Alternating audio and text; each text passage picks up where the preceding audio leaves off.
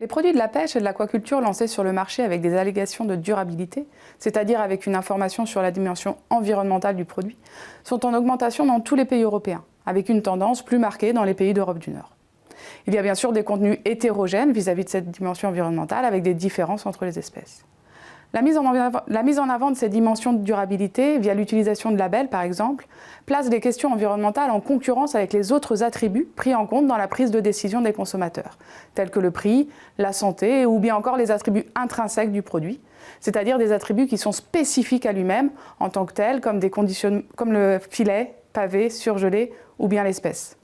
Dans le cadre des produits de la pêche et de l'aquaculture, les dimensions environnementales ne peuvent pas être évaluées directement par le consommateur.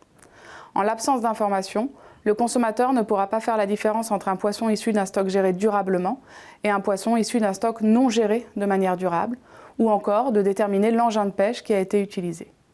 De la même manière, un consommateur ne pourra pas déterminer les aliments qui sont rentrés en compte dans l'élevage d'un poisson issu de l'aquaculture. En économie, c'est ce que nous appelons un attribut de confiance. Un attribut, c'est l'ensemble des dimensions qui composent un produit, l'espèce, le conditionnement, la couleur, le prix, la quantité, etc. Quand on parle d'information au regard des attributs, nous pouvons distinguer trois types d'attributs.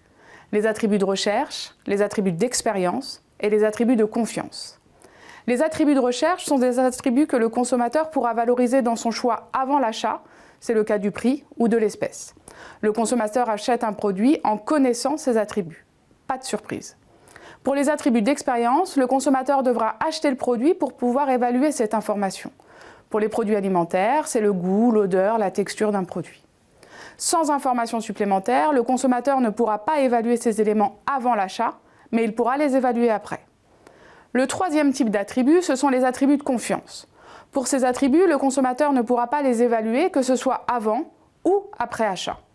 Par exemple, la zone de pêche est un attribut de confiance. En l'absence d'information, le consommateur ne pourra pas évaluer cet attribut, que cela soit avant ou après l'achat du produit.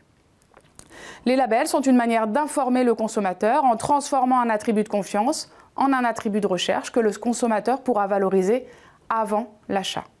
Mais il faut bien garder en tête que les attributs mis en avant par les labels restent des attributs de confiance et que cette notion de confiance reste importante pour que les consommateurs les valorisent. Les labels durables ont pour objectif d'aider le consommateur à consommer des produits de la pêche plus respectueux de l'environnement, en leur permettant de prendre en compte cet attribut dans leur choix. Car un consommateur ne peut pas prendre en compte dans son choix une dimension qu'il ignore. Pour les produits de la pêche et de l'aquaculture, il existe différents labels qui permettent d'informer le consommateur sur l'impact environnemental du produit. Les plus importants sur le marché, en volume de produits certifiés, sont les produits certifiés MSC, Marine Stewardship Council, pour les produits sauvages, et les produits certifiés ASC, Aquaculture Stewardship Council, pour les produits aquacoles. Ces deux initiatives sont des labels privés. Il existe également des labels publics, comme le label agriculture biologique, qui peut être utilisé pour des produits issus de l'aquaculture, très développé sur le marché, ainsi que le label pour la pêche de l'État français, pêche durable, même s'il concerne encore aujourd'hui très peu de volumes certifiés. Ces labels sont des labels dits tripartis, c'est-à-dire qu'ils sont portés par un organisme en charge de la définition du cahier des charges, que cet organisme soit privé ou public. Un autre organisme est en charge de la certification en tant que telle, et enfin, un troisième organisme de pêche ou d'élevage va être, lui, certifié. D'autres manières que les labels peuvent être utilisées pour informer le consommateur, comme par exemple des guides de consommation. Ils permettent d'avoir une information sur la saisonnalité des espèces, ou bien encore des listes d'espèces qu'il faut favoriser ou à l'inverse, dont il faut limiter la consommation. Néanmoins, ces guides ne permettent pas d'avoir l'information au moment de l'achat. Il faut s'être renseigné en amont. Un label, à l'inverse, permet normalement d'avoir une information sur l'impact environnemental du produit au moment où le consommateur fait son choix. En effet, c'est au moment de prendre une décision d'achat que les consommateurs évaluent les différents attributs des produits pour orienter leur décision en analysant l'importance de chacun.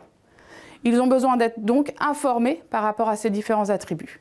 Ils cherchent ainsi une combinaison optimale de caractéristiques qui va maximiser leur satisfaction tout en prenant en compte le prix des produits sur le marché. Ainsi, les attributs rentrent en concurrence dans le processus décisionnel et les consommateurs sont souvent amenés à faire des compromis entre tel ou tel attribut. Ces compromis incluent notamment que l'attention portée aux questions environnementales vont rentrer en balance avec d'autres dimensions du produit. Les motivations qui influencent ces choix dépendent de la nature de chaque attribut. Certains reposent davantage sur des motivations égoïstes, comme les aspects de praticité, les aspects nutritionnels ou bien encore le prix. Ces dimensions vont directement impacter la satisfaction du consommateur. A l'inverse, d'autres dimensions, comme le commerce équitable ou certaines dimensions environnementales, sont liées au degré d'altruisme des individus.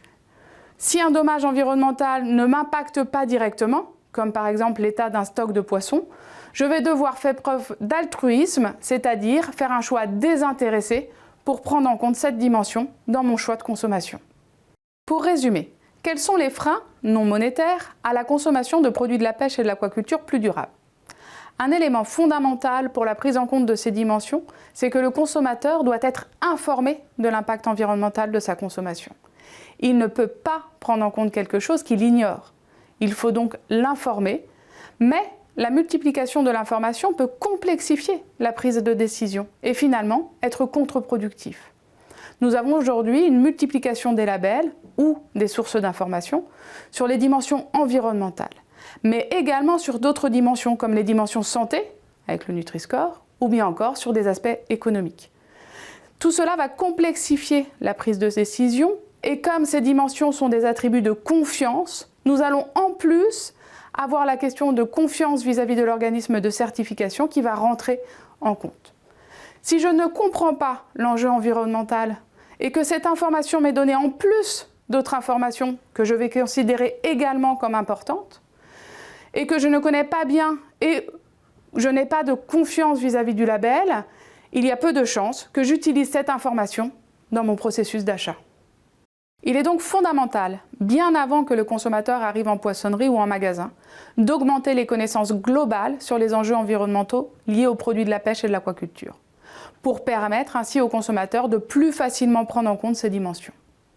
Il faut également simplifier cette information en limitant la multiplication des labels qui portent sur la même dimension. La question d'un label unique, agrégeant plusieurs dimensions, environnement, santé, économie, se pose également d'un point de vue du consommateur, même si elle pose des questions très complexes dans sa mise en place effective. Enfin, au-delà de l'information environnementale au niveau d'une espèce, se pose la question de la diversification des sources de protéines marines. Aujourd'hui, la consommation française de produits de la pêche et de l'aquaculture repose sur quelques espèces phares. Il est important de diversifier ces espèces consommées et d'augmenter leur nombre. Aller également sur des espèces moins connues, mais pour lesquelles, par exemple, la pression sur les stocks est moindre. Il faut également aller vers des niveaux trophiques plus bas, comme par exemple avec des nouvelles sources de protéines marines, comme l'holothurie, le concombre de mer, qui est consommé dans d'autres régions du monde, mais pas encore valorisé sur le marché français.